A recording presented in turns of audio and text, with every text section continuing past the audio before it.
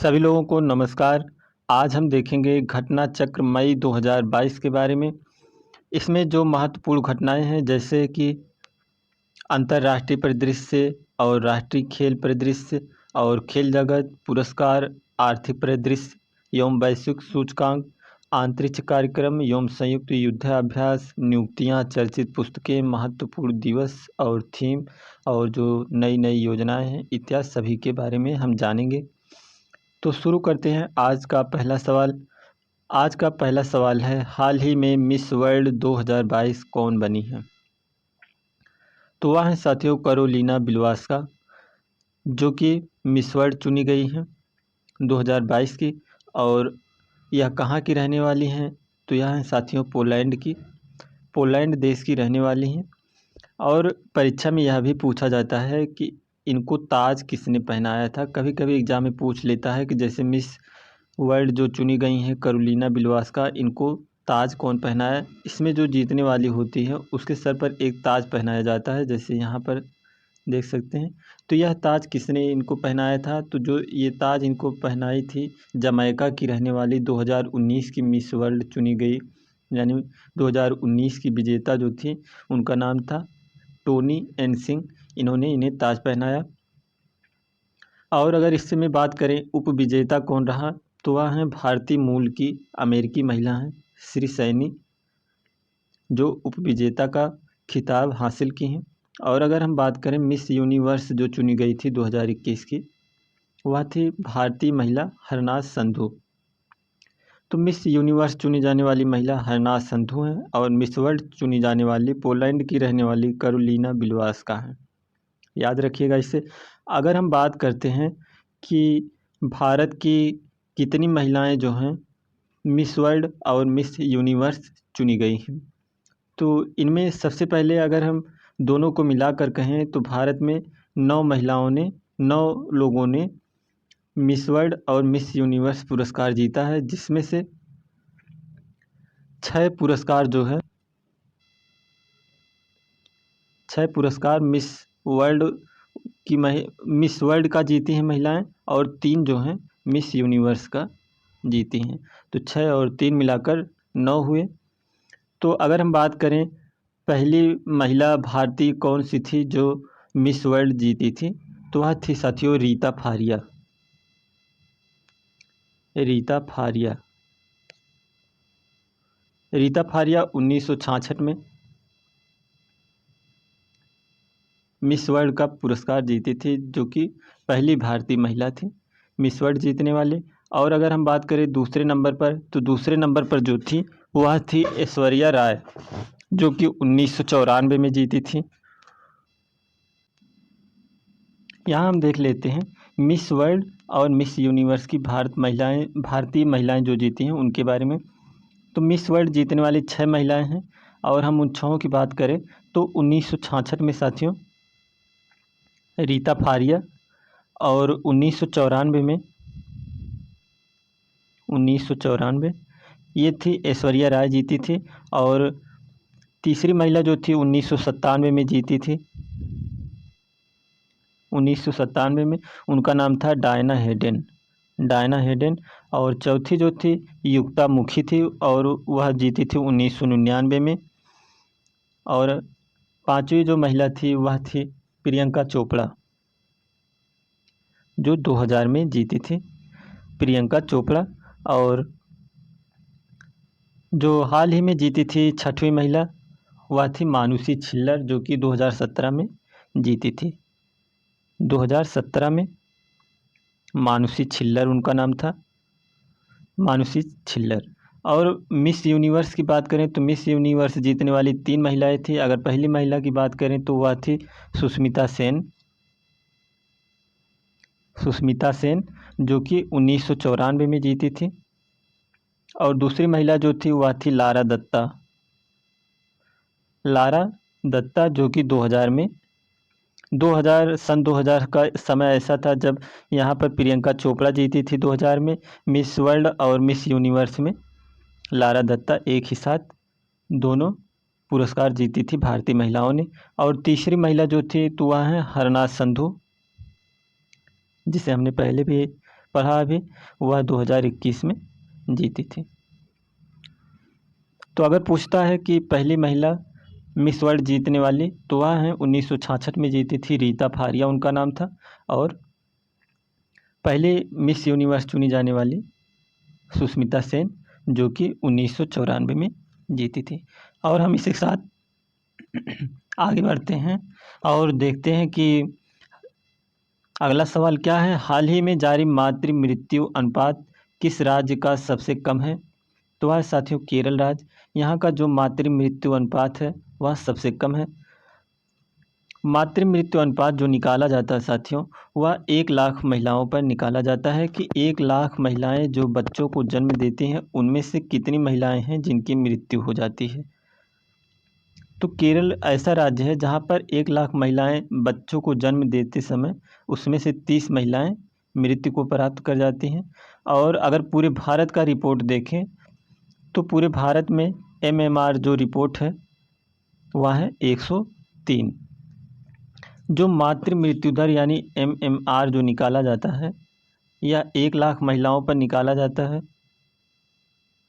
और अगर शिशु मृत्यु दर की बात करें तो यह जो निकाला जाता है, यानी 1000 बच्चे जब पैदा होते हैं, 1000 बच्चों पे, यानी जब 1000 बच्चों का जन्म होता है, शिशु मृत्यु दर की जब बात की जाती है तो 1000 बच्चे जब पैदा होते हैं तो उनमें से कितने बच्चे जो हैं मर जाते हैं, उनको देखा जाता है। और मातृ मृत्यु दर में 1 लाख महिलाओं को देखा जाता है कि कितने बच्चों को जन्म देते हुए महिलाएं मर जाती हैं। और शिशु में जो 1000 बच्चे जन्म लेते हैं तो उनमें से कितने बच्चे मृत्यु को प्राप्त करते हैं, यानी कितने बच्चे मर जाते हैं। तो वह जो रिपोर्ट है 30 है, यानी शिशु मृत्यु दर जो है वह 30 है और मातृ मृत्यु दर जो है 103 है 1 लाख पर। हम आगे बढ़ते हैं, देखते हैं हाल ही में आयोजित हुए महिला क्रिकेट विश्व कप 2022 का विजेता कौन रहा है? तो वह रहा है साथियों ऑस्ट्रेलिया। ऑस्ट्रेलिया किसको हराकर विजेता बना है? तो ऑस्ट्रेलिया जो है इंग्लैंड को 71 रनों से हराकर ICC women cricket world cup 2022 जो है अपने नाम कर लिया। और अगर हम बात करें ICC महिला क्रिकेट विश्व कप का यह कौन सा संस्करण था, तो यह 12वां संस्करण था। और अगर हम प्लेयर ऑफ द मैच और प्लेयर ऑफ द सीरीज अगर इस मैच की बात करें तो रही है वह एलिसा हेली, जो कि ऑस्ट्रेलिया की रहने वाली हैं। यह दोनों यानी दोनों पुरस्कार जीतने वाली हैं, प्लेयर ऑफ द मैच और प्लेयर ऑफ द सीरीज। और अगर हम बात करें यह मैच कहाँ पर खेला गया था, तो न्यूजीलैंड में 4 मार्च से 3 अप्रैल 2022 के मध्य आयोजित हुआ था ICC वुमेन वर्ल्ड क्रिकेट जो है। और हम आगे बढ़ते हैं।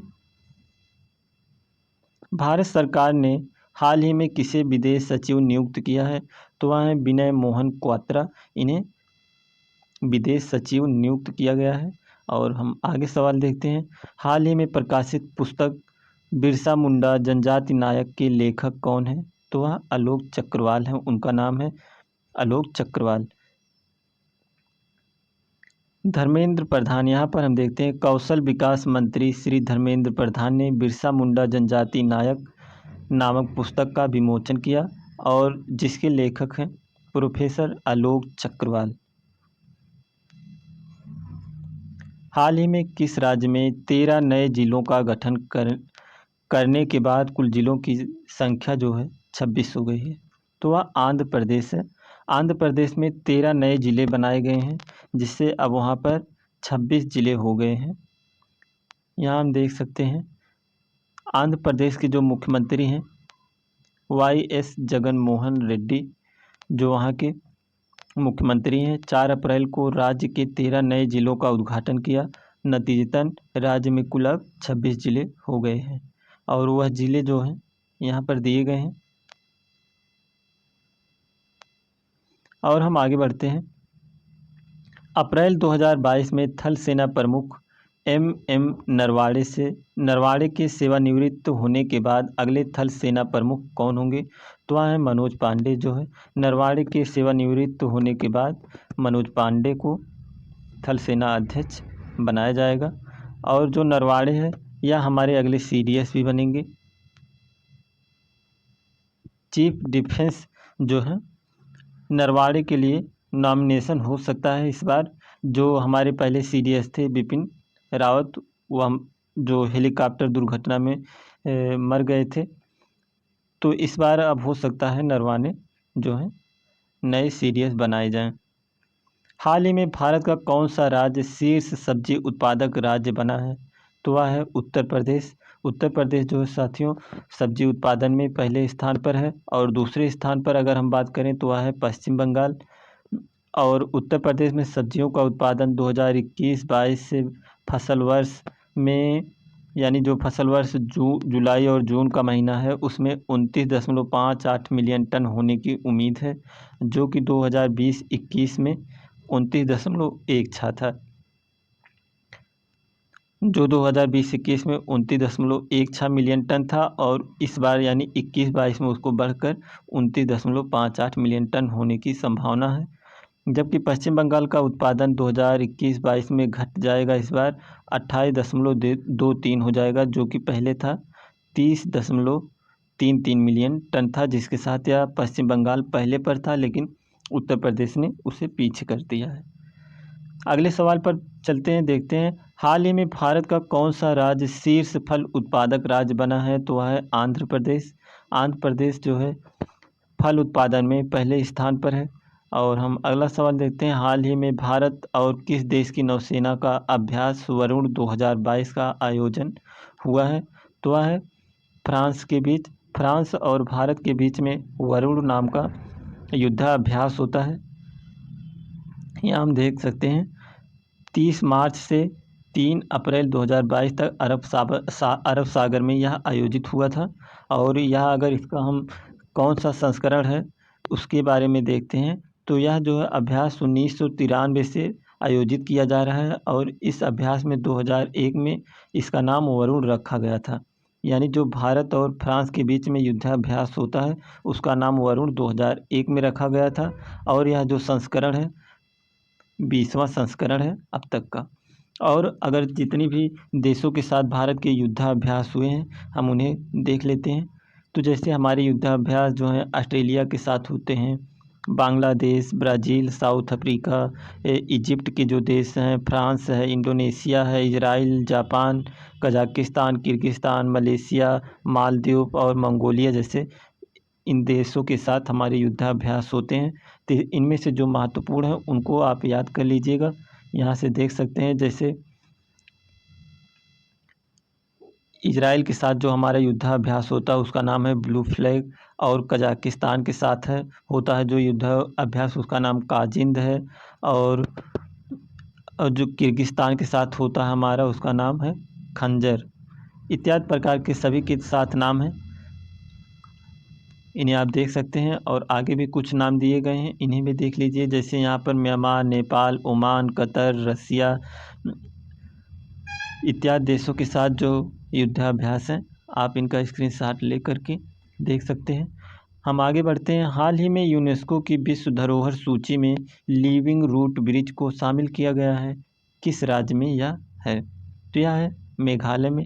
क्या होता है लिविंग ब्रिज रूट, इसके बारे में हम देख लेते हैं। मेघालय में 70 से अधिक गाँवों में लोगों और प्रकृति के बीच सामाजिक और वनस्पतिक संबंधों को उजागर करने वाले जिंग किंग जेरी या लिविंग रूट, यानी लिविंग रूट जो है उसको जिंग किंग जेरी के नाम से भी जाना जाता है, को संयुक्त राष्ट्र शैक्षिक, वैज्ञानिक और सांस्कृतिक संगठन ने यानी यूनेस्को ने विश्व विरासत के स्थलों की अस्थायी सूची में शामिल किया है।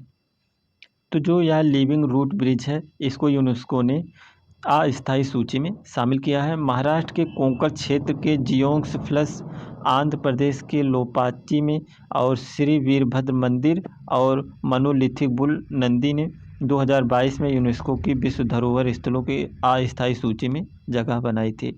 तो इन्हें भी याद रखिएगा। और हम आगे देखते हैं। हाल ही में किसे BBC Indian sports women of the year 2021 का अवार्ड दिया गया है? तो वह है मीराबाई चानू। मीराबाई चानू के बारे में आप सभी लोग जानते हैं। ओलंपिक में जो रजत पदक जीती थी, जो कि भारोत्तोलक का काम करती हैं, यानी जो भार उठाना होता है, तो उसमें उठाने के लिए इन्हें रजत पदक मिला था मीराबाई चानू को। चानू ने पिछले साल इतिहास रचा जब वह ग्रीष्मकालीन ओलंपिक में रजत पदक जीतने वाली पहली भारतीय भारोत्तोलक महिला बनी थी। चानू ने 2017 विश्व चैंपियनशिप अनाहेम में 48 किलोग्राम वर्ग में स्वर्ण पदक जीता और उसके बाद 2018 में राष्ट्रमंडल खेलों में स्वर्ण पदक जीती थी। जो ये भारोत्तोलक का खेल होता है, इसमें इसमें 48 किलोग्राम, यानी जैसे 48 किलोग्राम वर्ग में ये जीती थी, तो 48 किलोग्राम का भार उठाकर ज़मीन से पूरे हाथों के सहारे ऊपर तक तानना होता है, तो यही भारोत्तोलक होता है। तो इसमें मीराबाई चानू जो जीती थी, तो उन्हें BBC Indian sport women of the year का अवार्ड दिया गया है, जो कि यह तीसरा संस्करण था इस अवार्ड का।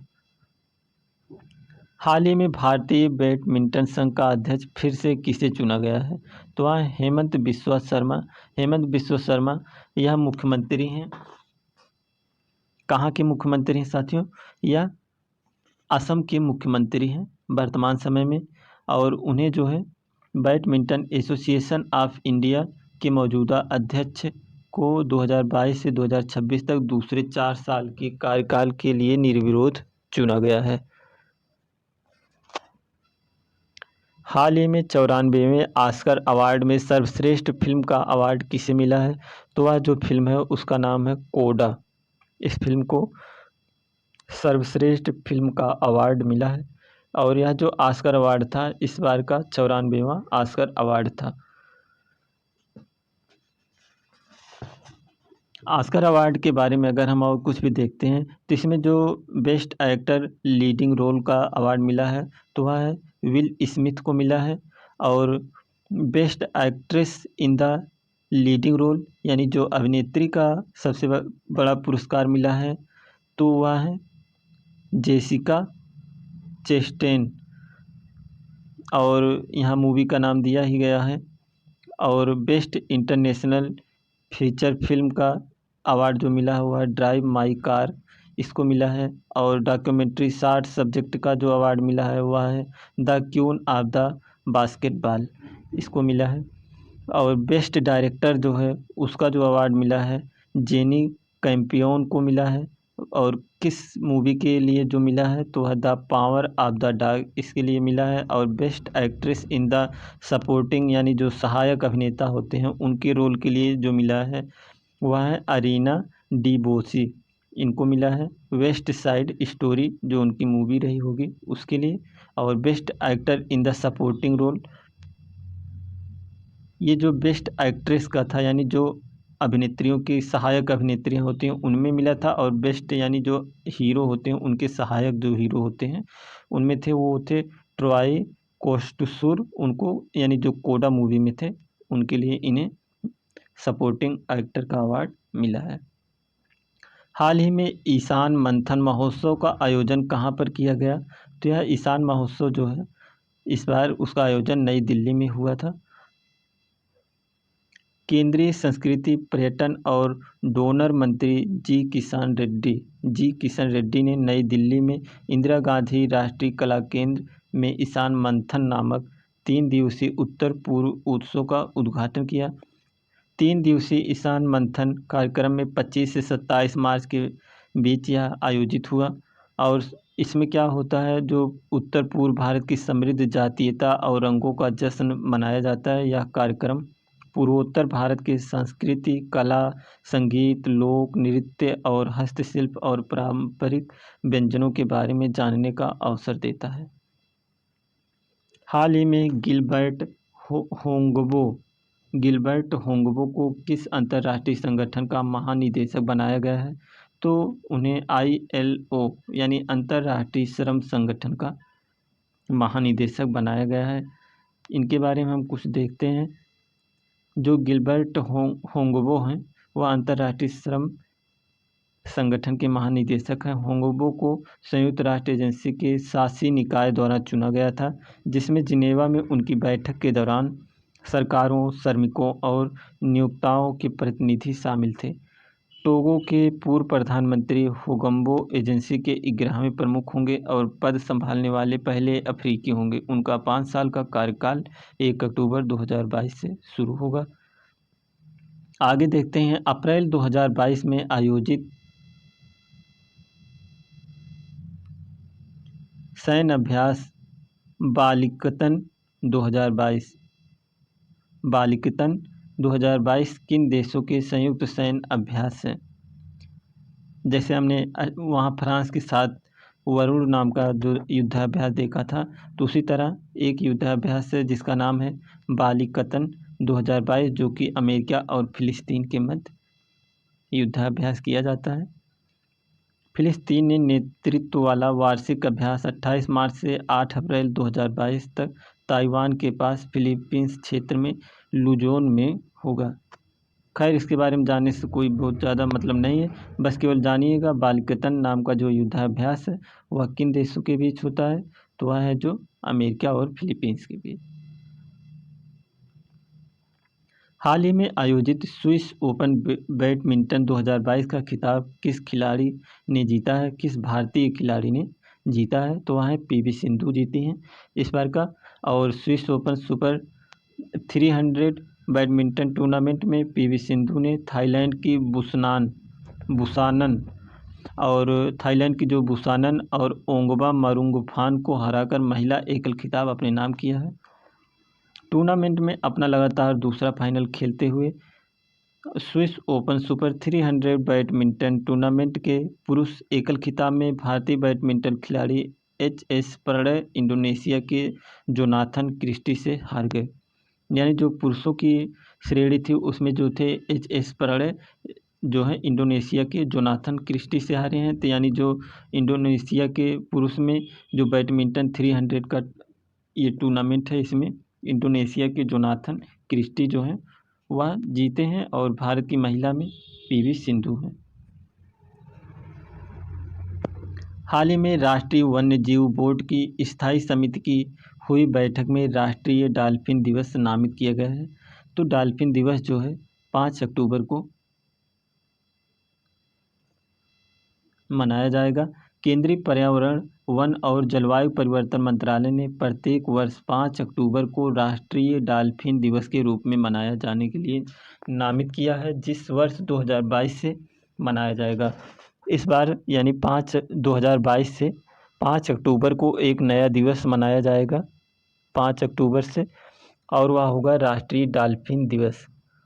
तो इसे मनाने का जो कार्यक्रम किया है तो यह किसने किया है? केंद्रीय पर्यावरण, वन और जलवायु परिवर्तन मंत्रालय ने।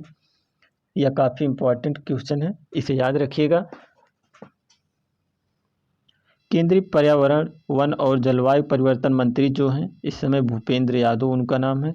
उनके द्वारा 25 मार्च 2022 को नई दिल्ली में संपन्न हुए राष्ट्रीय वन्य जीव बोर्ड की स्थायी समिति की 67वीं बैठक के दौरान यह निर्णय लिया गया कि 5 अक्टूबर 2022 से अब प्रत्येक 5 तारीख यानी अक्टूबर के 5वें तारीख को डॉल्फिन दिवस मनाया जाएगा। डॉल्फिन जो होती है, डॉल्फिन मछली होती है जो कि जल में शुद्धता, अगर जहाँ पर जल शुद्ध होता है तो वहाँ पर यह मछली पाई जाती है।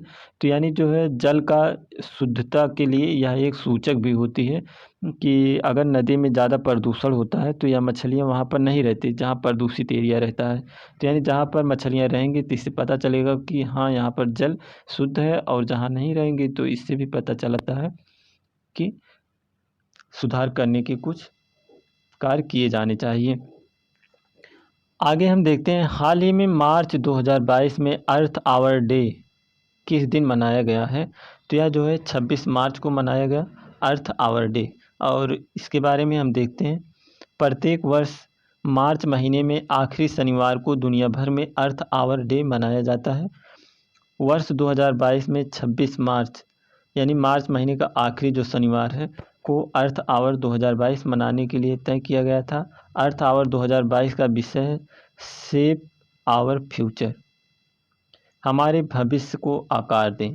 यानी सेव आवर फ्यूचर इस बार का जो है इसका थीम है। इसको याद रखिएगा, थीम बहुत ही महत्वपूर्ण होता है कि जो पूछा जाता है एग्ज़ाम में।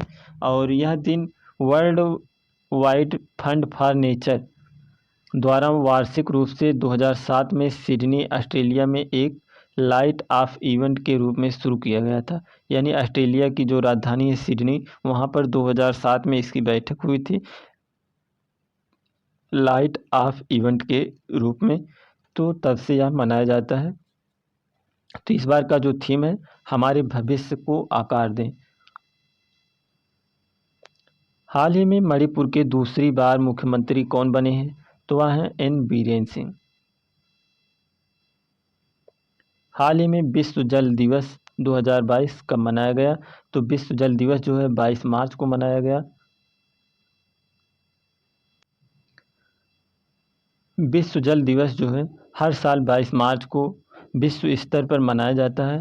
विश्व जल दिवस इस बार का जो थीम था भूजल आदृश्य को दृश्यमान बनाना, ground water making the invisible visible. यानी जो भूजल है उसे अदृश्य से, जो हमारा जल अदृश्य होता जा रहा है यानी जल स्तर जो कम होता जा रहा है उसको दृश्यमान बनाना, यानी जल दिखे, इस प्रकार का इस बार थीम बनाया गया है। तो इसे याद रखिएगा, ground water making the invisible visible, यह है इस बार का थीम। संयुक्त राष्ट्र महासभा ने एक प्रस्ताव अपनाया जिसके द्वारा प्रत्येक वर्ष 22 मार्च को विश्व जल दिवस घोषित किया गया है, जिसे 1993 से शुरू किया गया है, जो प्रत्येक वर्ष मनाया जाता है। आगे बढ़ते हैं। हाल ही में मालदीव सरकार द्वारा किस भारतीय क्रिकेटर को स्पोर्ट्स आइकॉन अवार्ड 2022 दिया गया है? तो वह है सुरेश रैना को मालदीव के द्वारा यह पुरस्कार दिया गया है। भारत के पूर्व क्रिकेटर सुरेश रैना को मालदीव स्पोर्ट अवार्ड 2022 से स्पोर्ट आइकॉन पुरस्कार से सम्मानित किया गया है। रैना को 16 अंतर्राष्ट्रीय खिलाड़ियों के साथ नामांकित किया गया था, जिनमें रियल मैड्रिड के पूर्व खिलाड़ी रॉबर्टो कार्लोस, जमैका के धावक अशफा पावेल और श्रीलंका के पूर्व कप्तान और क्रिकेटर सनथ जयसूर्या और डच फुटबॉल के दिग्गज एडगर डेविस शामिल थे। इसमें यह पुरस्कार जो पाए हैं, इतने लोगों को यह पुरस्कार मिला है।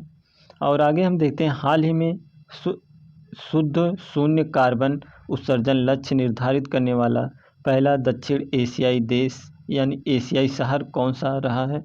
तो वह है मुंबई।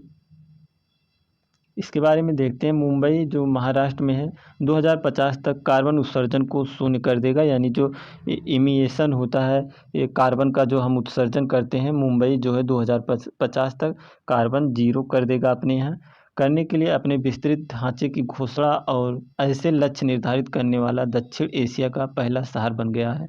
मुंबई का लक्ष्य 2070 तक शुद्ध शून्य उत्सर्जन तक पहुंचने के भारत के लक्ष्य से 20 साल आगे है। भारत ने जो पूरा भारत देश हमारा है यह 2070 का लक्ष्य रखा है, और जो केवल मुंबई है, मुंबई शहर जो है वहाँ पर 2050 तक ही उसे पूरा करने का लक्ष्य रखा गया है। लक्ष्य में 2030 तक ग्रीन हाउस गैस उत्सर्जन में 30% की कमी और 2040 तक 44% की कमी भी शामिल है।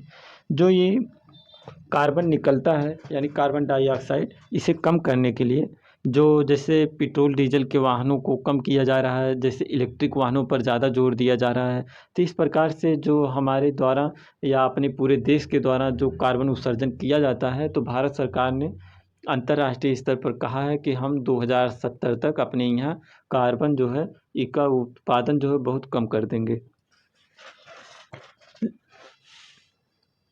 अगला सवाल देखते हैं। हाल ही में जारी 75वें बाफ्टा पुरस्कार 2022 में सर्वश्रेष्ठ फिल्म का अवार्ड किसे मिला है?